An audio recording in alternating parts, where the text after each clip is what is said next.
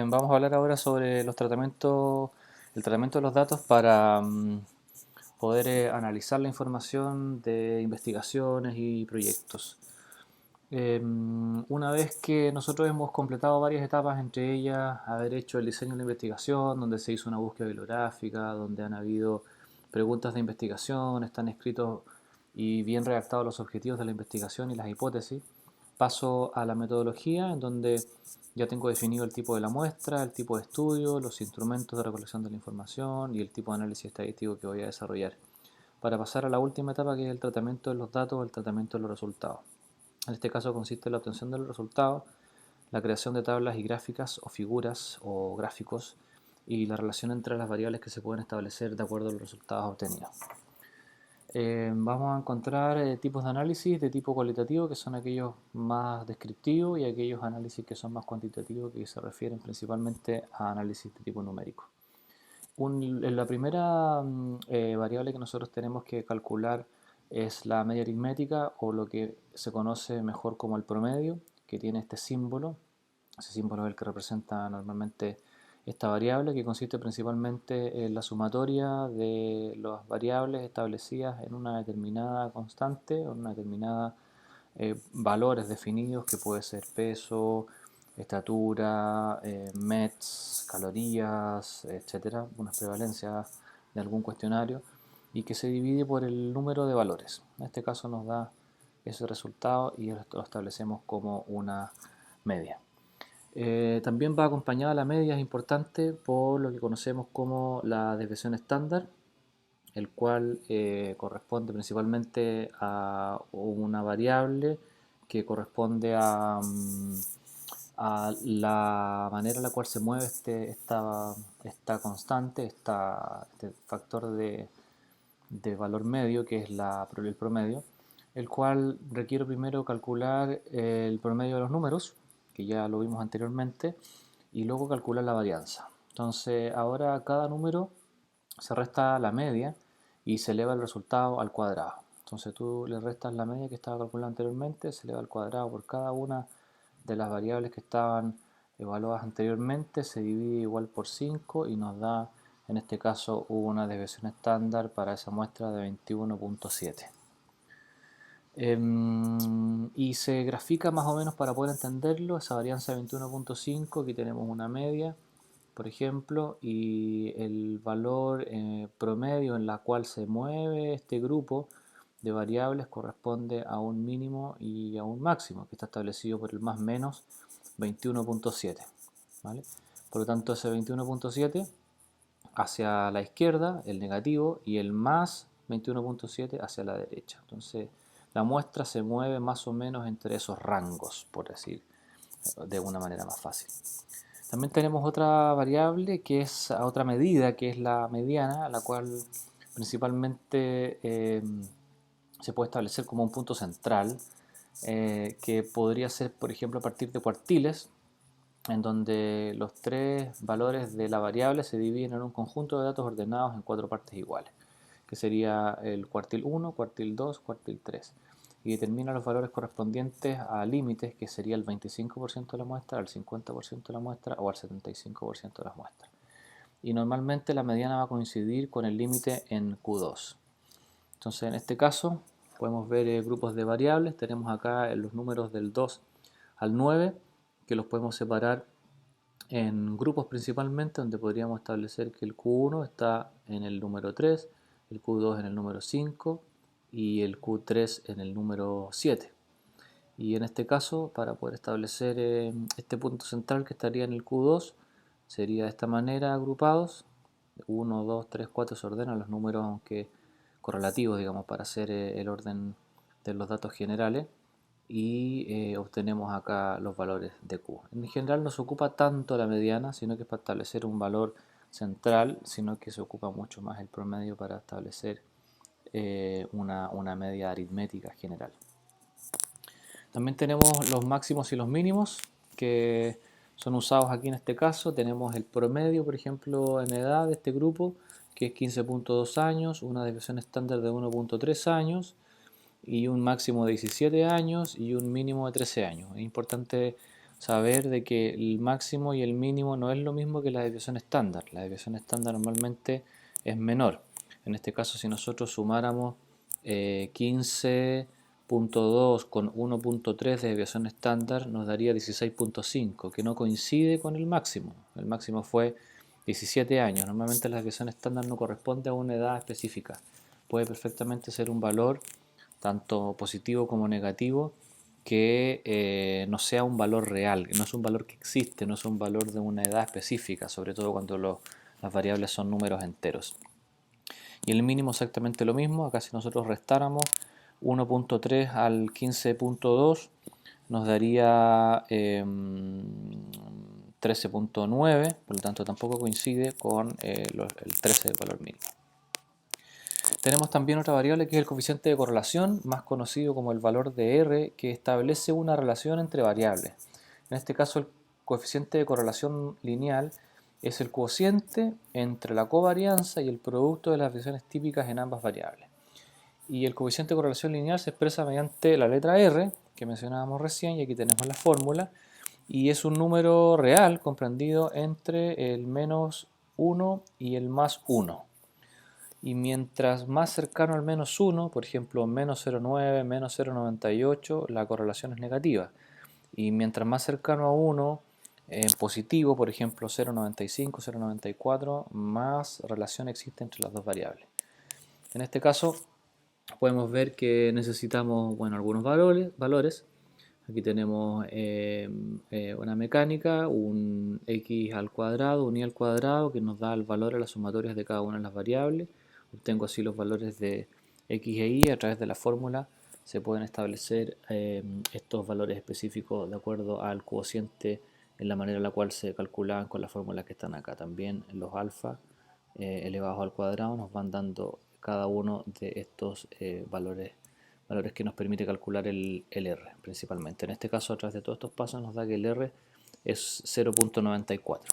¿Cómo se grafica esto? Si tenemos una tendencia a 45 grados perfecta, quiere decir que la variable A y la variable B tienen una relación similar. Es decir, si tomamos, en este caso, la misma variable, tomamos peso y peso del mismo grupo, nos va a dar un valor de 1, pero no tiene sentido hacer una relación entre dos variables cuando sabemos que son iguales.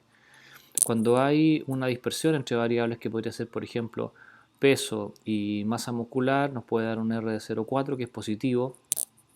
Cuando hay una dispersión importante y el R se acerca a 0, no hay ninguna relación entre A y B. Y cuando da de este sentido, es decir, en una pendiente de 45 grados similar, de manera opuesta al sentido de los gráficos, quiere decir que la relación es positiva, por lo tanto el valor va a ser negativo. En este caso el R menor a 0.8 quiere decir que a mayor la variable menor la variable B, o viceversa. A menor la variable A, mayor es la variable B. Y la correlación perfecta, que ni el 1 perfecto ni el menos 1 perfecto existen, pero mientras más cercano a ellos, mayor es la relación, positiva o negativa. Otro tipo de diferencia que se pueden establecer también es a través de la prueba T, que se obtiene precisamente un valor que, mientras más cercano a 0, en este caso es diferente a la correlación, que tiene que estar más cercano a 1, en este caso mientras más cercano a 0, mayor es la diferencia entre ambos grupos. Puede servir para distinguir entre un antes y un después, entre distintos grupos, o digamos a previo y posterior a una intervención en el caso de los proyectos. Y la prueba T para muestras independientes también es bastante útil. En este caso se expresa la prueba T con el valor de P, que ustedes podrán haber visto probablemente en alguna tabla por allí de alguna investigación, que consiste principalmente en comparar la media de un grupo, en este caso control, con la media del grupo tratamiento, es decir, qué diferencias hubo entre un grupo que fue intervenido versus un grupo que no fue intervenido. Aquí tenemos la fórmula básica, que no es necesario ponerle mucha atención porque muchos software ya lo calculan. Otro variable importante también es el riesgo relativo, que es el riesgo que una persona tiene de poder padecer alguna enfermedad o que nace justamente a partir de la biomedicina este concepto, o bien de recuperarse. En este caso, relacionado con actividad física, es importante saber que ese valor relativo, ese riesgo relativo puede estar también asociado a una recuperación o a una mejora. El ejemplo es que 24 personas bebieron café y 6 desarrollaron dolores de cabeza. Entonces, ¿cuánto es el riesgo del dolor de cabeza? Entonces, en este caso, las 6 personas con cefalea se dividen por el grupo total, que fueron 24, ese es el N, el universo, que pudieron haber padecido de dolor de cabeza. Entonces se escribe 6 dividido 24, que es igual a un cuarto, y equivale a 0.25, que es lo mismo que el 25%, es decir, un riesgo relativo del 25%. Entonces ponemos el número de participantes del evento dividido por el número total de participantes o el universo. En el caso de los odds, que también es una manera de poder establecer alguna prevalencia o un cambio, tomamos el mismo ejemplo. 24 personas que bebieron café, 6 desarrollaron cefalea. Por lo tanto, esas 6 personas que desarrollaron cefalea, hubieron otras 18 que no tuvieron cefalea. Entonces se escribe 6 por 18, en este caso no se pone el valor total del universo, sino que las personas que sí padecieron cefalea y las que no padecieron cefalea.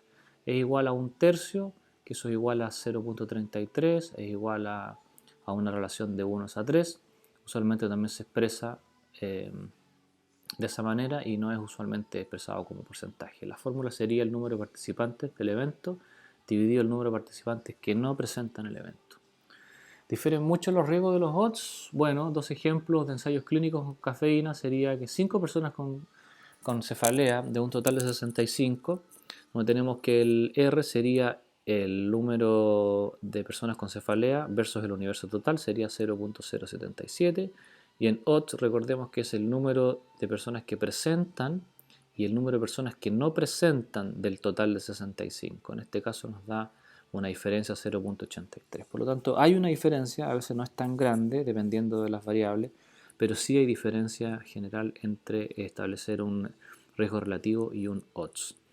En este otro caso tenemos 130 personas que permanecen despiertas, un total de 165. ¿Cuál es la probabilidad del grupo de permanecer despierto? Entonces el riesgo relativo son 130 del total de 165, un riesgo relativo a 0,79, y aquí sí nos dan los odds una diferencia grande. En este caso serían 130 personas que permanecen despiertas versus 35 que no permanecen despiertas. Por lo tanto, la prevalencia de permanecer o el riesgo de estar despierto es de 3.71 veces las personas que no permanecieron despiertas. Por lo tanto, ahí en ese caso el odds es mucho más grande y se ve el efecto que tiene unas variables sobre el grupo. Expresado en palabras sería el riesgo de tener una cefalea fue de 1 cada 4 o del 25% para el primer ejemplo de cefalea, y de odds la probabilidad de tener una cefalea fue de un tercio de la probabilidad de no tenerla, y una persona tuvo una cefalea por cada 3 que no, y la probabilidad de tener una cefalea fue de 3 es a 1. En el caso de los odds ratio del evento con la intervención, uno podría escribir, por ejemplo, 17 y 51, y los odds del evento control serían 9 y 55 en este ejemplo. Tenemos otro ratio que serían los odds de la intervención y los odds del control. En este caso estaría dividiendo las personas que sí tuvieron una intervención versus los grupos controles, sería escrito de esta manera: 17 y 51, o sea, 17 y 51 que no del total, dividido por 9 del control y 55 del control que no padecieron.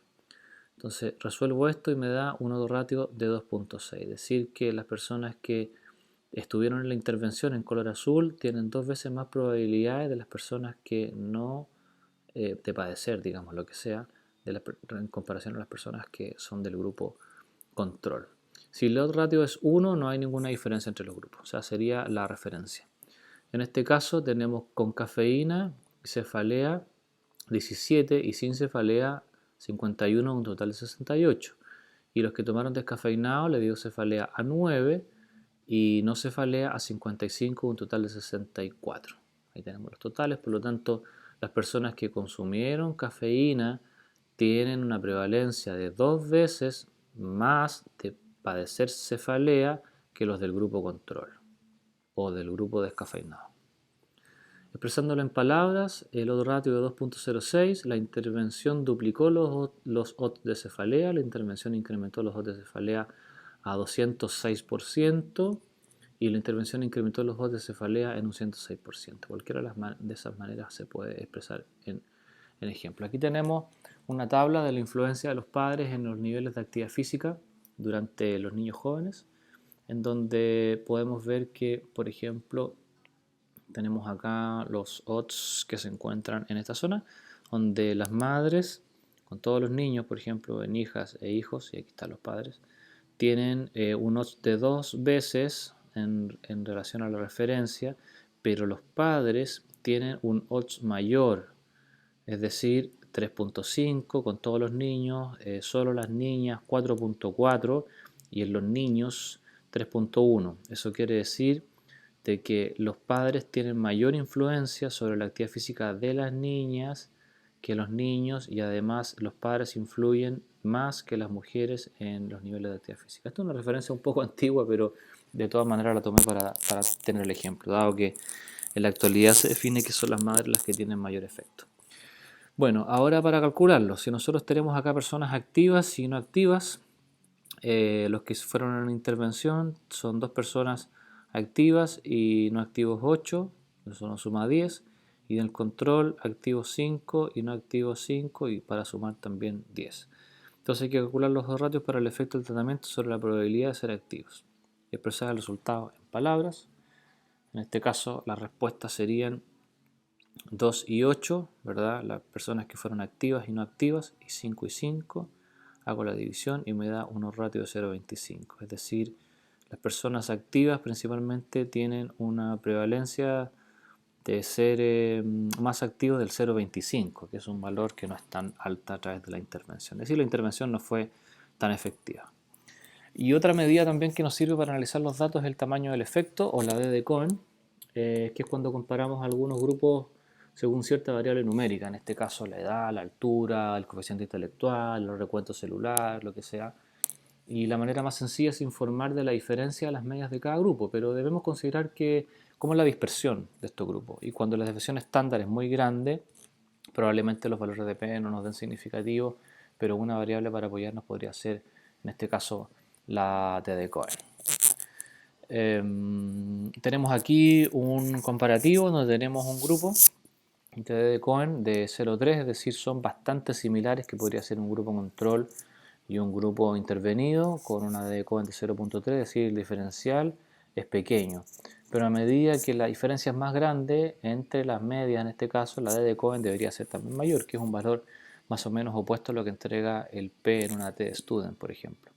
Y en este caso la D de Cohen es de 1.5, es decir, hay una mayor diferencia en las distancias entre las dos medias, lo que me define que el grupo control, digamos, fue menos efectivo que el grupo de intervención, por ejemplo. Y es una manera también de poder diferenciar los efectos o las medias de grupos que puedan haber sido intervenidos o no. Y así es posible poder mirar algunos tamaños del efecto estandarizados, por ejemplo, un pequeño tamaño está definido dependiendo de la prueba como 0.2, en este caso para una prueba T-Student, un tamaño del efecto medio 0.5 y un gran tamaño del efecto sería 0.8, o sea, hacia arriba, y nos puede dar un tamaño del efecto de 2, de 3, de 4, de 5. Mientras más alto el valor, mejor.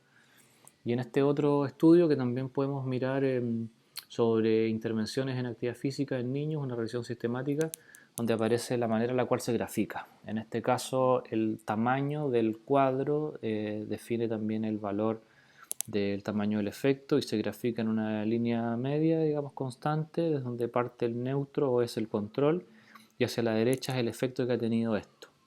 Entonces, en este caso vemos que, por ejemplo, en actividad física total, en niños y niñas tiene un efecto mayor en las niñas que en los niños, también en los jóvenes menores de 10 años tiene un efecto mayor, En los niños mayores de 10 años es un tamaño del efecto un poquito menor, pero también más hacia la derecha, y así se puede ir verificando tanto el tamaño como la distancia que hay desde el punto medio, cuál ha sido la diferencia que se ha establecido entre un control y una intervención, o entre el mismo grupo pre y post intervención también.